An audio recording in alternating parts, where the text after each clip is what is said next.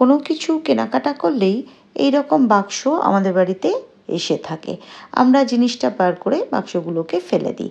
এবার থেকে আর ফেলবেন না। নিজের প্রয়োজন অনুযায়ী বাক্সটাকে কেটে চারপাশটা সমান করে নিন। তারপরে বাক্সের মাপ অনুযায়ী একটা কাপড় কেটে দুপাশ থেকে সেলাই করে অর্ধেকটা বাইরে ঢেকে দিন, আর ভেতরটা সম্পূর্ণ ঢাকে এরমভাবে কাপড়টা ব্যবহার করুন। ভেতরে একটা আমি ফোম ব্যবহার করেছি। আপনারা একটা পিচবোর্ডও চাইলে ব্যবহার করতে পারেন, যেটা বাক্সের মাথাটা বাদ দিয়েছি সেখানে পিচবোর্ডটাও এর ভেতরে দিয়ে দিতে পারেন। আর বাকি অংশটা আমি সুতো দিয়ে মুড়িয়ে দিলাম। কাজটা মজবুত করার জন্য আঠা ব্যবহার করবেন। দেখুন কত ভালো একটা কাজের জিনিস হয়ে গেল। পেন পেন্সিল রাখার কাজেও যেমনি লাগবে, আপনি ভেতরে একটা সুন্দর গাছও রেখে ঘরের শোভা বৃদ্ধি করতে পারেন।